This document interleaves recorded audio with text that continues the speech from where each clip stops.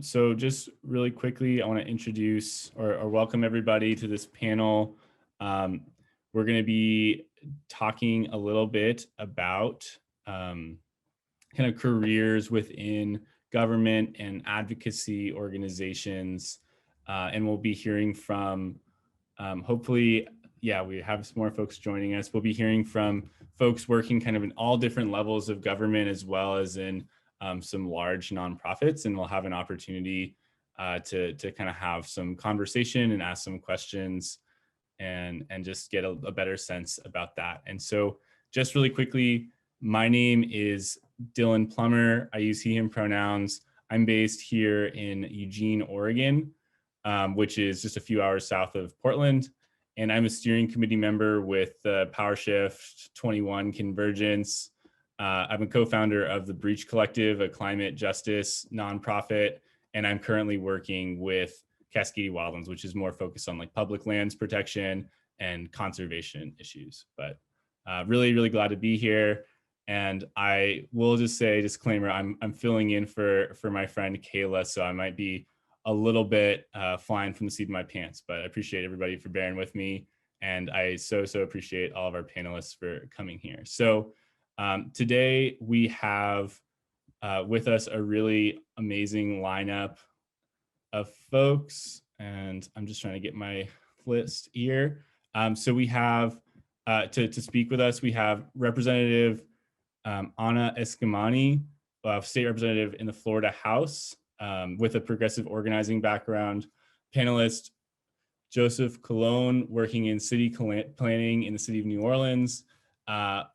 Juliana Macedo de Nascimento, working on policymaking with United We Dream, and panelist Dorian Blythers, he's a deputy chief of staff for operations with the EPA.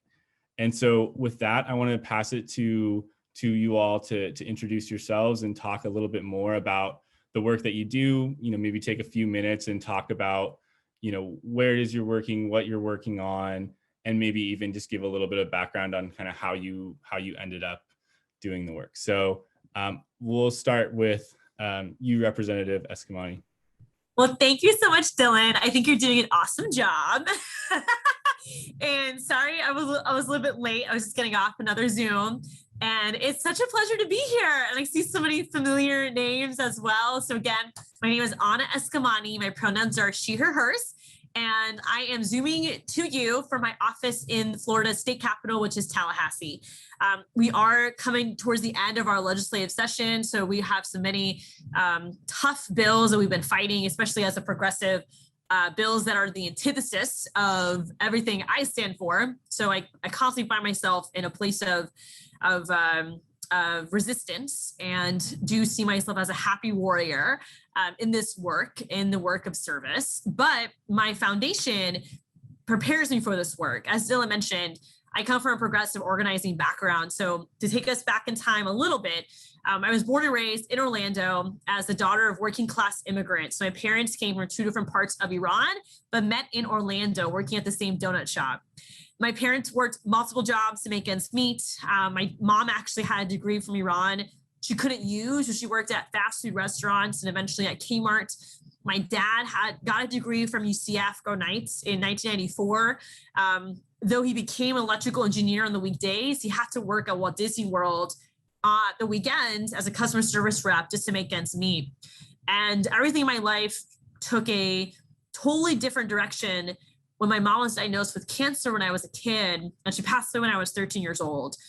And so a lot of what I do every single day is very much grounded in my own experiences with trauma and wanting to build a world where no kid has to lose a parent, no parent loses a kid, because we've addressed the systematic barriers that keep folks out of access to healthcare or prevent things like mass shootings or cases of police brutality. So I'm always just trying to put myself in the shoes of my community members and try to dismantle these broken systems that actually serve people and protect people versus harm them.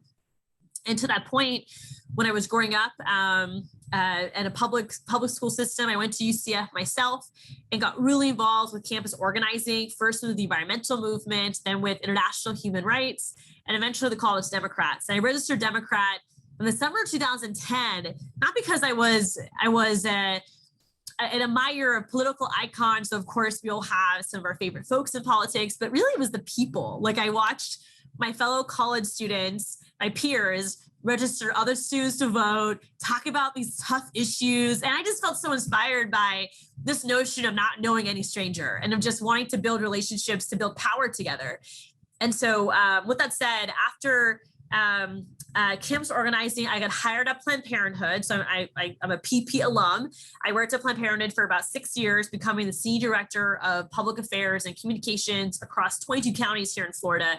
And if you work at Planned Parenthood in a state like Florida, you can do anything because the political environment is so freaking hostile towards abortion access and towards reproductive freedom. But you also learn how to build bipartisan opposition to different issues, and you build a deep sense of resilience. And so with that said, my decision to run for office and to not only be an advocate of policy, but to be a practitioner of policy really happened after the 2016 campaign cycle when former President Trump won that election the way that he did. I just felt so compelled to do something about it, because I felt disappointed not just in the fact that people voted for him, but in the fact that the democratic options we had in front of us were not making the moment, right? Like they weren't actually reaching people to the point where folks trusted Democrats. And I want to run for office to redefine not only what it means to be a public servant, but to redefine what it means to be a Democrat. And so with that said, we flipped a seat, red to blue. We kept it in 2020, and I'm excited to dive deeper into some of our policy work. But it's very humbling to be here, but it absolutely comes from an organizing background. And I think when you elect people who come from that space, or you have public administrators who come from that space, you see the results in public policy. You see the results in ordinances and in institutions. And so super important for folks here to see themselves in that way and to, of course, run for office one day. Amazing. Thank you so much for that introduction. That was really inspiring. Joseph, do you want to kind of give us an overview of the work that you're doing and a little bit of the background that brought you there? Sure. I guess feel a special privilege to come after that rousing introduction. So yes, I am Joseph A. Colon from Los Angeles. Did live in Florida. I did not like it, so I don't have that resolve that Representative Anna has. So I did find my way to New Orleans. I've been here 10 years actually, and seen a lot of urban issues, ecological issues, societal issues, and the resiliency of people despite that. And I think that is really inspiring. I studied architecture at Tulane, and with my kind of, I think my backgrounds, both having a Christian background, having a Puerto Rican background, having a queer background, it kind of has fueled my passions in life, I guess is the best way to say. And I found my way after working odd jobs and unemployed for almost a year through after college. So if any of you are in college, keep persisting. I've been there, and I'm in a much better spot, even though, maybe we'll get to how hard it is to work in municipal government. Anyways, and did find my way into the City Planning Commission of New Orleans, which is great because even though I studied architecture, in learning both with my minors in economics and urban studies, really became an avowed urbanist at all scales. And I think don't sleep on small towns. They have a lot of urban positives as well that we can learn from. And so snaps in the chat. And so it's been very challenging as a kind of a little yuppie coming out of college and navigating the world of municipal government and how politicized things shouldn't be, and how zoning and can be both a barrier and respite to the communities and how we want to shape them. So definitely more happy to talk about that, but I will stop talking. Thank you. That was great. And Juliana, do you want to give us a little intro? Sure. Thanks, Dylan. Yeah. Hi, everyone. Thank you for being here, I know that where I am, I'm in DC right now, it's 8 p.m. So I really appreciate y'all like sticking in there.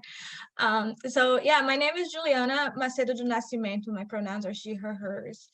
And I just, I want to say like how much I appreciate everything that Joseph and Representative Escamoni have said. It's really amazing stories that y'all are hearing.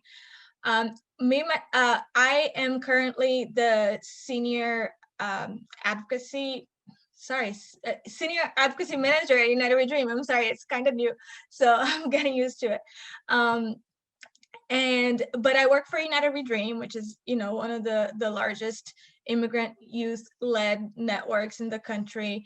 I'm an immigrant myself. I'm a DACA recipient currently, and I was born in Brazil and moved to California at 14 years old with my family, and that's where I grew up. So I grew up in mostly Orange County, spent most of my time closer to Long Beach, and I went to school between a community college for 8 years, and then I finally transferred to Cal State LA, and that's where I got involved with organizing, right?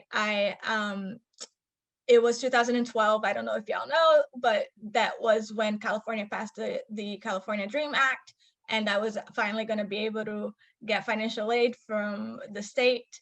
And my school, Cal State LA, which I love, but the administration there wasn't super great.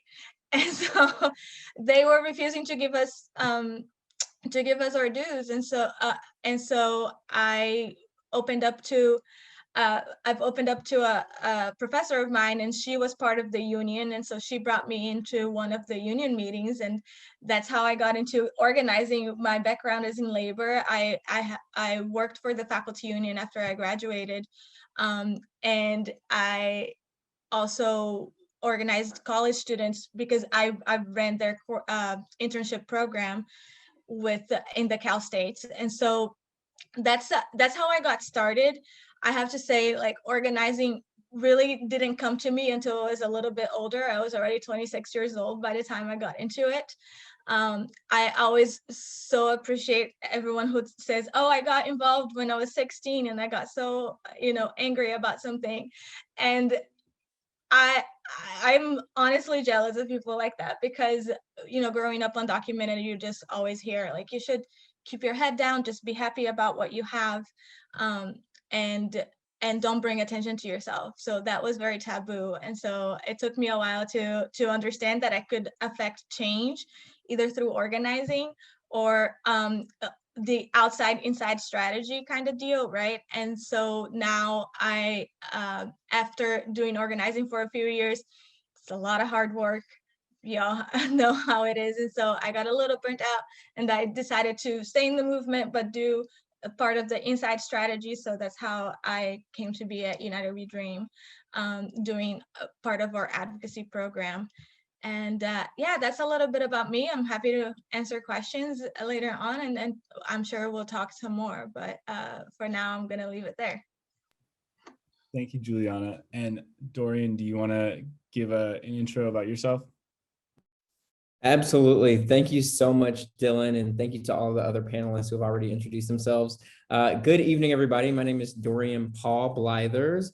I serve as Deputy Chief of Staff for Operations at the U.S. Environmental Protection Agency. And at the risk of being kicked off the panel and never invited back, today's a big day. And I wanted to just check in with everybody and see how folks are feeling. We got some huge news this evening, and I know that it shifted my mood before we hopped on the panel this evening as I was on my ride back home. And I don't know how we're doing this, but maybe if folks can just drop in the chat box like one word, like how are you feeling in this moment?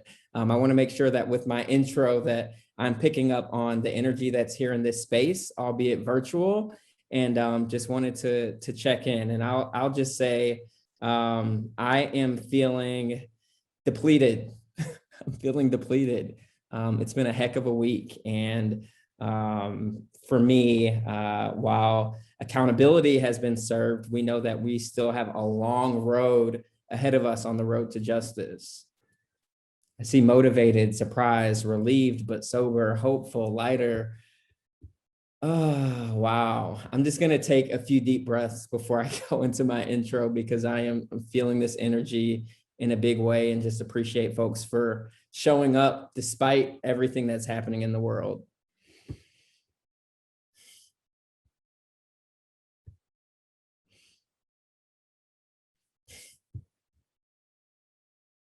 Awesome. Great. Well, thank you again, Dylan. Appreciate you for giving me a chance to introduce myself. I am originally from a place called Tullahoma, Mississippi, which kind of looks and smells like it sounds. There are dirt roads, rolling pastures, and an American quarter horse that I ride named Black Mamba. My great-grandparents were sharecroppers in the Deep South, and they tilled and tended to the land and ran a sharecropping operation at a time where the injustices like we're seeing today play out in the mainstream media didn't even get reported on, because it was just a way of life. My people are Black, my people are queer, my people are organizers, my people are complex, and my people show up to do the work. I appreciate the opportunity to share with you all. My very first power shift convergence was in 2009, which I told some of the panelists earlier, kind of dates me, but some of my best friends and partners in the movement, we actually connected through power shift. So I felt compelled to be here with you all today. One thing to know about my journey to where I've become is that I started off as an organizer on campus at Howard University before I even knew or had the language to apply to the work that I was doing. The university and its 150-year history didn't have any sort of programming related to public health, the clean air, water, sustainability, all of the things that I had grown up passionate about, because I knew that it directly impacted me and my family and my people who lived off of and were sustained by the land. So as much as our natural environment was a big part of what brought me to this work in seeking climate justice, I quickly learned that our built environment has just as much of an impact on the way that we're able to succeed and thrive in the world and in the society that we live in. So again, I am getting a bunch of notifications on my computer. Excuse me. There we go. But I started off as a campus organizer, organizing to make sure that I wasn't the only person that looked like me in the internships that I was taking, whether it was with Environmental Defense Fund or the Climate Action Campaign. I wanted to make sure that students that went to Howard, that went to HBCUs and minority serving institutions had an opportunity to have access to the internships and paid internships and fellowships that I had. Oftentimes being the only one in the room, it was never lost on me that I was never alone and that I always stood on the shoulders of those that came before me.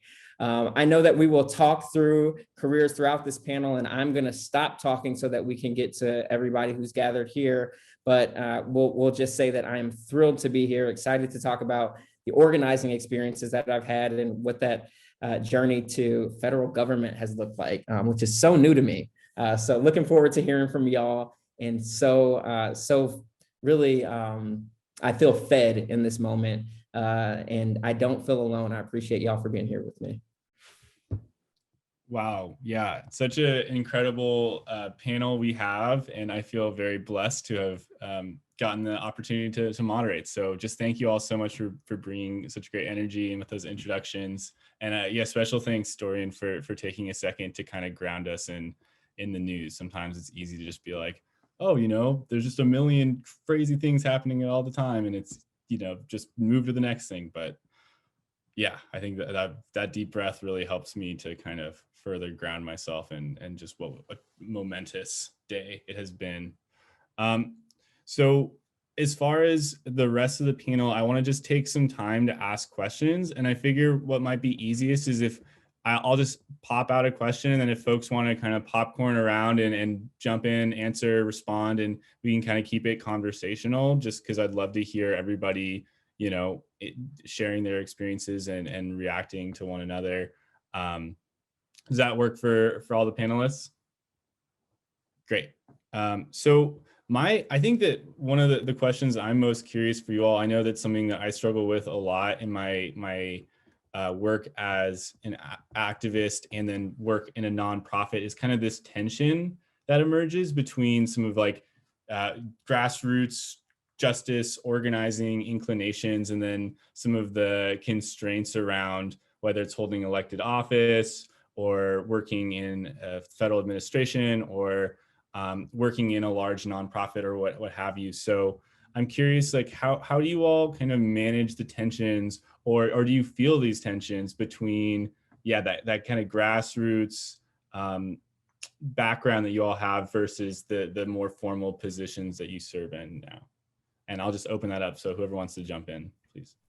I'll just add to a little bit, but I'm definitely curious for folks that work in different levels of government, how they feel about it.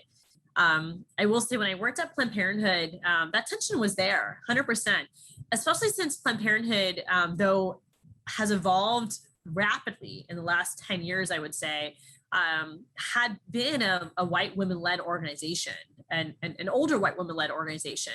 One of the first steps that I embarked on when I was hired there at a very entry-level position when I was 22 years old was helping to diversify the board of directors, because we were a smaller affiliate at the time. We were 4 counties, and a lot of our board members had been there for a very long time. They were beyond their term limits, but there was an older CEO who had left, a new one had just come in, and she wanted to really ensure that diversity was there to represent the people that we serve. And so that tension was always there, because you have these big institutional organizations that are just very difficult to move, because it's like moving a big ship, right? On the grassroots space, like we are actively demanding action and we will not take, we don't want things to be slow, right? So it can be very challenging, because if we don't get this shit done right now, more people are going to die. Like that's how serious this is, right? Then you go into a nonprofit space or go into a government space, and it's like, whoa. Okay. Well, do you have that in writing? And it's like, oh my God, like you're hitting the challenges of bureaucracy, but also of candidly institutional racism, right? And you got to dismantle that before you can even accomplish your policy goal. So it is very difficult. For me, I always tell folks that I'm a vessel for the movement family to do good shit. So like all throughout the day today, I'm talking to labor, I'm talking to the abortion rights activists, I'm talking to the LGBTQ rights movement, and the environmental folks. And so I am a better advocate because I tap into the directly impacted folks to help me build the case against the bill, or to help me craft a bill that extends our movement, right? So the quick answer is, one way you deal with the tension is to be intentional in tapping into your directly impacted communities and really being their vessel to pursue policy goals. So don't make it about you and your opinions. I mean, it has to be about your values, right? This has to reflect your values, but create the space for directly impacted people to be the center of every policy conversation. And if you do that, then you are helping not only dismantle these broken systems, but you're also creating a platform where those who are most needed and most ignored actually get a say in the process and are leaders in the process versus spectators. That resonates a lot with me, Rep. I think that where I feel the most tension is within our own movement sometimes, quite honestly. Like, our folks sometimes are not where we want them to be, or sometimes we're not where they want us to be, right? And that tension is definitely there because it's so vast, and immigrants come from all over the place and they have all kinds of backgrounds, and we have all kinds of points of view, and we believe in all kinds of different solutions. And so to do a lot of the educating and the agitating, right, and the escalating that needs to happen, the radicalizing of our folks is really important. That's really where I feel most of the tension. I'm fortunate that I work for United We Dream, which, like, I don't think we're radical, but a lot of people do, right? Like I don't think we're that, like, it's that radical to want freedom to move, not be deported. I don't think that that's a radical thing. Abolish ICE is not that radical to me. I understand that it sounds radical to a lot of folks, including to some of our own folks, right? And so, like, that's the agitating and education that has to happen. So I think that, like, that's where that takes me, that question takes me. So I think Joseph has come off mute, so he wants to speak. I was trying to be sly.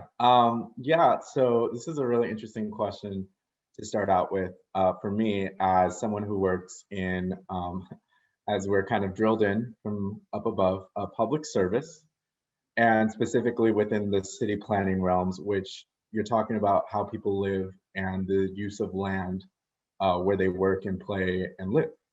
And so if you want to talk about tension, tune into any one of our meetings. And I think one thing for me that's very striking, or two things really, is one, that there's a certain blessedness in kind of just not having to deal with the blowback, right? Like, that's what the commissioners, that's what the politicians do. I'm just here to do the work and push good policy, right? And so, unfortunately, a lot of times it gets whittled down for a lot of political reasons, probably for some rational reasons. But two, I think the tension is really striking because of what people, because going through college, it was community engagement, like that was a trend. That's the kind of school of thought I was academically taught. And then you get in and you hear people complaining about the wildest things, sometimes that have nothing to do with the matter being addressed. Again, usually zoning or a conditional use, so a new use going in that needs a little more review, right? And so, you have people talking about other people's criminal records, or talking about how this thing is going to be slums or stuff. And it's just like, or people complaining about the size of lots, saying it's too small, right? And so, the thing that's really striking to me is that what people are complaining about are usually not what they're complaining about, right? When people are complaining about parking, they're not complaining about not having a place to park, because one new, threeplex down the street will probably not affect your quality of life that much. You're talking about entitlement. You're talking about management of traffic. You're talking about, where do I park when the street floods? Right. So you're talking about all these other background issues, but people, usually through the media, or politicians, or how they've been taught, are really, oh, this is the issue I'm going to care about, when it's really like, let's take a step back. Why do you care if your lot is like, if these new proposed lots are 10 feet smaller than average? Why do you really care about that? Right. And I think that really starts to, be in the backdrop of as Rep. Escamani said, like, the back of a racist system that needs to be dismantled. And these bureaucratic systems are not designed to be dismantled, to be challenged. And public forums are not great. You have 2 minutes to speak. How do you have a conversation with people about what they're really asking, right? Or people saying that we want developers to stop converting our two-family dorms and make parking based off a bedroom, right? You're not really caring that students are moving into your neighborhood. You care that for-profit developers are commodifying housing. That's the conversation we need to have, and the tension is there, and it's navigating how to find ways to really address the root issues, not the surface level.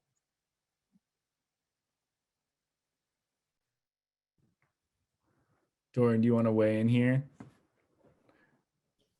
Sure thing. Yeah, I think that for me, the biggest tension has really been around communication, right? As a presidential appointee of President Biden, of this administration, I am and have entered a phase of my life where a lot of times the things that I would say are not being put in the words or terms that I would use if I were communicating on behalf of myself. And I think that is one thing that you sometimes surrender when you are working for an institution or for an elected official or representative.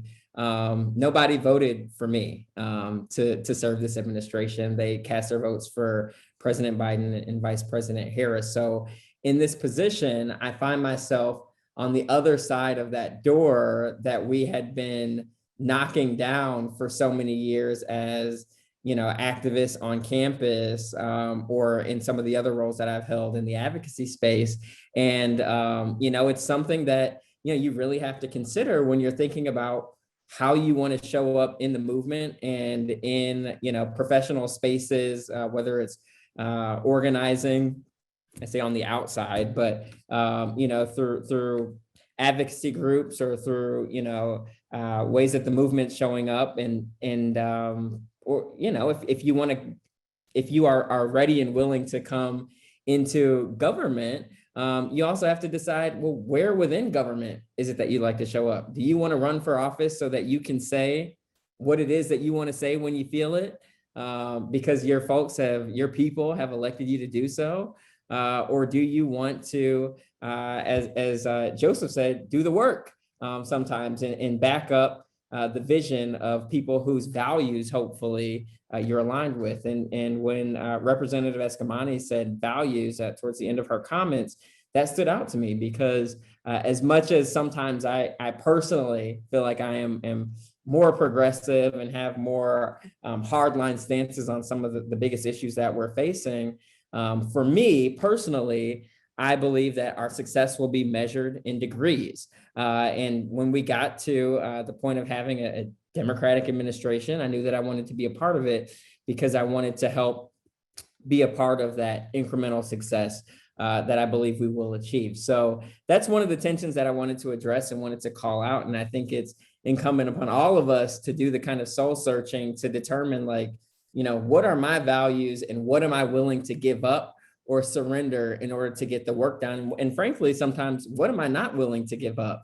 Because, you know, my platform is big and I know that there's a lot of power, you know, behind who holds that microphone and the message that comes out. So that's just something that I consider. It's an iterative process for me in thinking about, you know, how it is that I want to show up in the movement and how it is that I want to achieve outcomes, particularly in the space of climate justice, where too often we allow people to speak up for the most marginalized among us when we know that you know the most effective way is to allow these communities to speak for themselves. So whether that's in government, whether that's in you know the advocacy space, or even as an activist and somebody who's really seeking a sea change in this work, we got to find out where it is that we fall into the movement and, you know, what it is, what roles we can take and still look at ourselves in the mirror at the end of the day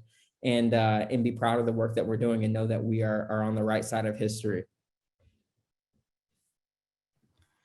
Yeah, I mean, all of those were, I think, really, really phenomenal answers and kind of get to that root of this constant, almost like shape shifting that we have to do in the movement as we move between, you know, being scrappy college organizers to being, you know, representative of nonprofits or cities or a federal administration. And I know it's something that I've struggled with my own, you know, much smaller scale work. And it's really interesting to hear kind of all of your experiences at these different levels, always managing those tensions. And I really appreciated, Dorian, what you said about what it is you're willing to give up and what it is you're not willing to give up when considering, you know, a new role in whether it's policy making, the government side or more nonprofit work as well.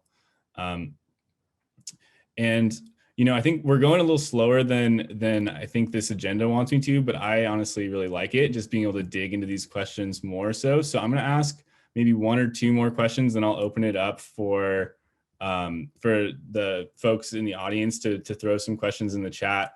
But one question that I'd love to hear about is just like, can you all give us a really defining moment for you in your work? Tell us a story about a moment, whether it's in your current position or in maybe previous organizing experiences that you've had, just that you felt was really defining for yourself and might be helpful for young folks thinking about kind of going into similar positions of government or nonprofit work and policymaking.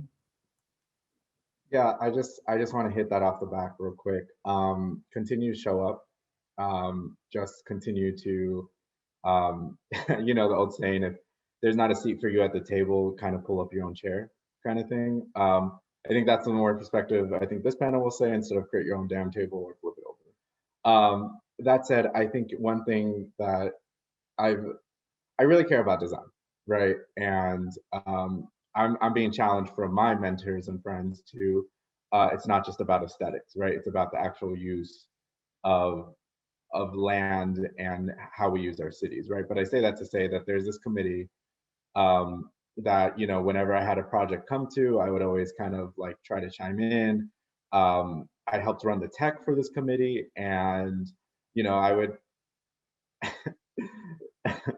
my bombastic kind of outside work personality is not as reflected as my inside, oh, can I speak kind of mentality. And I think it's some strategery, to quote a former president. And I say that to say that I kept showing up, and I kept kind of giving my design perspective to elevate design, to make sure that, if someone had a project, how does a pedestrian access it? Where's the bike park? Where, why are you proposing boring colors in a city like New Orleans, like white or beige or black? Let's reflect to the city of New Orleans and the people here, and put some bold ass colors, and I kept showing up, I kept speaking out, and they trusted me to become the co-chair of that committee, right? And so it comes with a lot of administrative tasks, let me tell you. But it's a simple thing, it's a small thing, but I just want to start by saying that continue to show up. Obviously, like Dorian led us, take your breaths, take a moment, drink some water, go around the block, but keep showing up.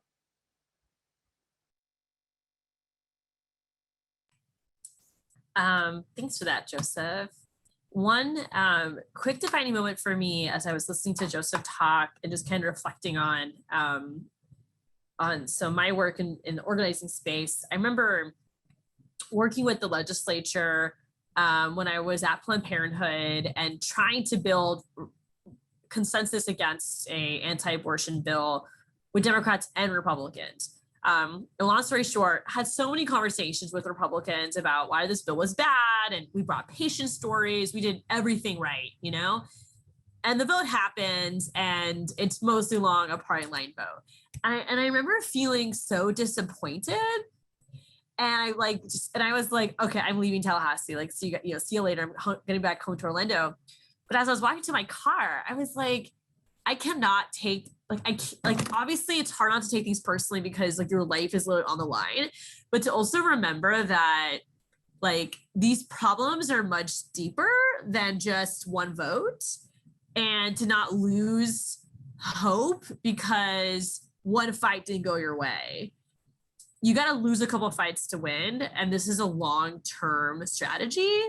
And so to not be demoralized by those losses, but to look for the victory within those losses. And in this case, I realized once I started driving, one of my colleagues called me and said, oh, well, that 2 Republicans voted against the bill. And I was like, oh my God, I didn't even notice that. Cause I was like so mad that we lost that I didn't see some of the gains we had made. Right. And so that's not the best example, because obviously it's, you know, getting Republicans to support a not bad bill is not really like a huge victory. Like it's a bare minimum, but a state like Florida, it had an impact, you know, especially when it came to helping our volunteers realize that their stories matter, that their impact does matter, and it can't sway people away from a party line vote.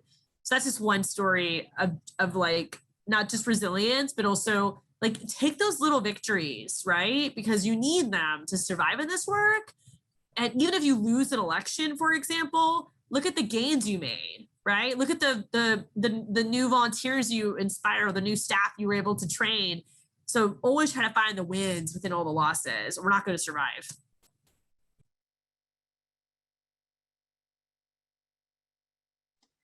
Dorian, do you want to go before I go?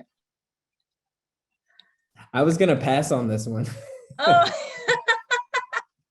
all right. I can just really quickly. I guess the moment that always comes to mind is always like my first win. The first, I think I kind of alluded to it in when I was introducing myself, but the long story short, what Cal State LA was doing is they were saying that, oh, because it's a new law, we don't know how to do this yet, we're doing it all manually, you have to pay out of pocket first, and then if and when we decide that you qualify for financial aid, you will we'll reimburse you. And I'm like, I absolutely not, I don't have that money, first of all. Second of all, it's the law now, you should do this. And of course they weren't. And so I talked to my professor, she brought me to a union meeting. I got in touch with the undocumented group on campus, and we worked our networks and put enough pressure on the administration that the financial aid director called me in personally. And I went in very scared. Again, I had never done anything like this. I had never brought attention to myself. That had never been a thing. And I brought a friend and she was like, well, for you, what I can do is I'll call the cashier's office and we'll tell them that you can register for your classes without any money in your account. And I said, okay, but what about my friend? And she goes like, I can do that for him too. It's like, great, but what about like the other people that I've met? And she goes like, if you send them one by one, like if you send them in person to see me, I'll do it. I'll do the same for them. And I think that she thought that because I was new, like nothing was gonna happen. But together we ended up sending like 150 people to see her by herself. And so the next quarter, when she threatened to do the same thing, I was like, I just sent her a quick email, like, should I start sending people to you now? And she goes like, no, we'll change the policy. And I was like, what? That's amazing. Like, you could have done that already. Like, what? And just like the idea that like something like that could have been changed. I know it was just like a school policy within like a 23 system school, but it just blew my mind that like with just organizing and putting enough pressure, things could change. And I never want us to forget that like this is why we do the work that we do, is because things change when you put enough pressure. And so that's always stuck with me. And I just wish that I had learned that lesson a lot earlier, right? But that's so it happens when it has to.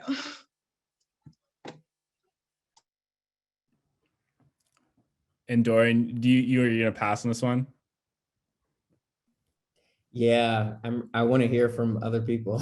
All right. Well, I guess then let's open it up to the folks in the audience here. Do y'all want to have any specific questions?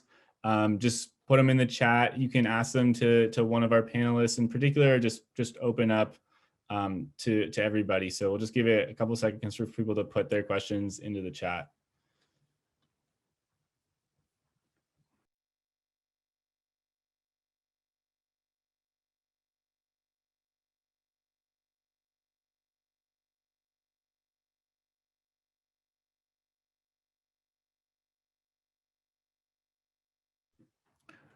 I'm just going to go with this one because this is a question that's on my mind right now. How do you deal with or overcome burnout when you work as an organizer or an activist Or I would say even extend it to as a legislator, as a city employee, as someone who's, or as an employee of the administration, when you're, so deeply embedded in this really, really critical work, how do you manage your self-time there? I'll go ahead and jump in. Thank you for the question, Kylie, I believe it is. One of the, I think, most important things that I've been able to do for myself to manage burnout and just processing the exhaustion that goes into really any work that you're committing yourself to wholly is something that actually happened pretty recently. I started speaking with a therapist, which for me was just a huge opportunity for me to begin to process a lot of the things that I felt like I had been dealing with internally and by myself. And I don't come to this conversation ignorant of the fact that that may not be an option for everybody, but to the extent that you're on campus at a university, or you're on your parents' health insurance, or you have an opportunity in your community for you to, seek those sort of resources. I am 7 months into therapy. I am 31 years old and not ashamed that, I have pursued, getting help and resources from someone who does this for a living. We go to the dentist when something's wrong with our teeth or when we want to get something checked out. We go to, the doctor if we're not feeling well for a period of time. When there are feelings of burnout and needing to process exhaustion and motivation, things that are happening up here that ultimately do impact our bodies. It's to me not lost on me that we should also, when there's an opportunity, seek professional help. And that's just one of the things that I've done. I think that before that, and before seeking therapy, I had, done things that were maybe even more accessible. I would block out time intentionally for self-care. To me, saying no to people was one of the most radical forms of self-care. We all have seen Maxine Waters, reclaim her time. We can do that in our own lives as well. And the movement cannot, we can't continue this work. The movement's going to go on with or without us.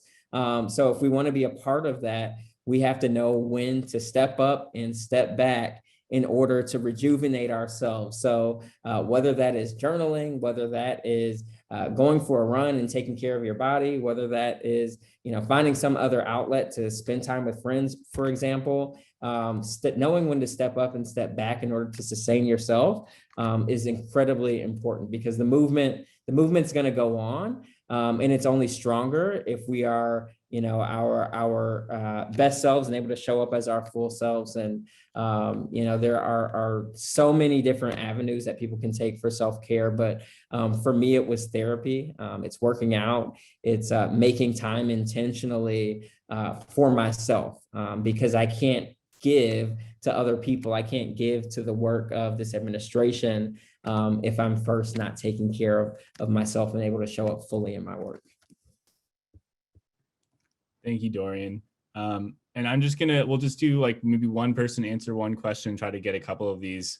And there was a couple of questions like specifically looking for recommendations for like books or publications. And if y'all feel inclined to just like throw some recommendations in the chat just to save us a little time, please feel free to do some of that. Alondra just asked, as a woman of color, I'd love to hear the women's experience in a white and male dominated field. Does anyone want to take a crack at that one? I feel like I'm gonna let Rep Escamani go first. Oh wow, Juliana. I mean, it's hella tough, y'all. It is hella tough. And when I walked into the Florida Capitol on day one, I wasn't starting at a neutral place. I was like -50. Like folks already had labeled me. Folks did not trust me. Folks made a lot of assumptions about me. And it was all because of my identity, because there's an assumption that if I'm loud, if I'm brown, if I'm a woman, if I'm young, that I'm going to come into the space and not be collaborative. I'm going to be really aggressive with you, and all the other stereotypes that we have to navigate every single day. And on top of that are the microaggressors that come from those stereotypes, right? And so even today on the House floor, I mean, the type of reactions I get from some of my male colleagues on amendments I bring or questions I ask, they're not the same reactions they would demonstrate towards male Democrats by any means. It's much more disrespectful. It's much more vitriolic. Like, it's almost like I did something wrong, you know? And so, yeah, it is a lot to balance. Now, I find solidarity with my sisters, literally with my twin sister, but also with my chosen family, in the sense that we have a really strong, small but strong Democratic caucus that is majority women and women of color. So tomorrow, actually, we're hosting Hoops Day, which is the day where we all wear hoop earrings, because we want to push back against the stereotype that hoop earrings are not professional. So we're going to wear like our big hoops and, you know, come to the space. And it's our third annual Hoops Day hosted by women of color in the legislature, but everyone can participate. But our intention is to kind of, big hoop energy. So we want to, like, you know, like, take up space, take up lots of fucking space, and don't feel forced to go into a box, because the type of reaction that women of color get in this body is so different from how they treat others, and that's not okay. And so we have to call it out. We have to continue to be ourselves. And my hope is that a decade from now, other women of color won't feel the same type of microaggressors or face the same barriers that we face. That's going to be very normal, you know, to coexist with other folks. So that's just, you know, a quick perspective on it. So take up space, keep being yourself, and find your accomplices in that work too. Thank you for that, Representative. I'm just scrolling up in the chat. So I guess we got one from Jason. What would a low-income young adult with their sights on public office? Well, I guess that's maybe another one for you, Representative. So maybe I'll see if there's specific work for Joseph or Juliana. I guess, I don't know, do folks have any questions specifically for Joseph or Juliana? Or Joseph, did you want to jump in on some? I did. I wanted to kind of address a couple, because I just want to like highlight what Kristen dropped in the chat earlier based off of Rep Escamani's kind of comments, and like, don't sleep on community building, right? Like, I think that, you know, you don't, like, if you actually care about the community, you're not going to be big funded and bankrolled by like corporations and the big wigs, right? So you need to do the work. You need to show up to the community. I know I need to do that better, because, you know, people, it's not necessarily if they know your name, but it's like if your name drops on a ballot and they recognize, oh yeah, they were there when we had that block party and we needed like all that food moved over, right? Like, that is so much part of it. And I think also to the question, I forgot who asked, but like, that also sustains you in terms of burnout, right? Because I actually had the opportunity to help the city vaccinate folks in an area that needed bilingual volunteers, and to, I'm not fluent, but to practice my Spanish and work with other volunteers and help people feel welcomed to get the vaccine and have their public health ameliorated was the highlight of probably my month. And I think that kind of ish is so sustaining. And so find your ways, and not in, you know, beyond your friend group, right? Like, actual, like, intentional, loving community work, I think is so undervalued and is valuable. And, you know, as we approach the top of the hour, Juliana, do you want to is there anything you want to say to kind of close us out, or respond to any of the questions in the chat? Sure. I'll just say, like, in terms of, you know, burnout, I think what I'll just echo what everyone has saying, like finding your community, finding those people that like get you, is so important. I think that for me, I'm very much guilty of thinking every time I want to quit, I think, but what else is there? Like there's nothing else that for me to do.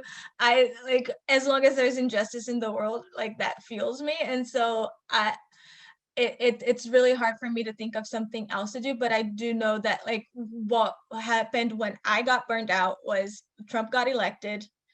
And I was like, well, I can't do the outside organizing anymore. It's like super risky for undocumented people to do this. I'm going to do the inside. So like the movement is large. It needs people doing all kinds of things. And so you don't have to do just the one thing that's burning you out right now. If you want to like just do what we call a lateral move, right? Also remind yourself it's a marathon, not a sprint. Like the movement, as Dorian said, like it's going to be here whether you're here or not. Like it's people are going to take up for you. So just make sure that you're in there and you can like take a break and always come back. It's going to be there.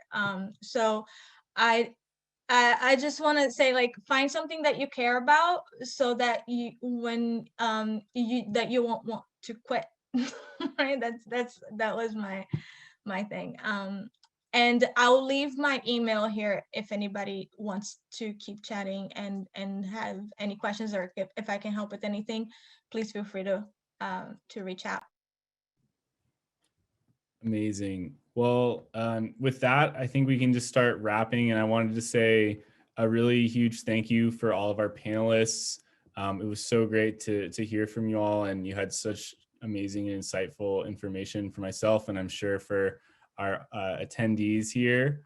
And I also wanted to say thanks to our attendees for joining us for this potentially late call. For me, it's just early evening, so I might be by myself here on the West Coast.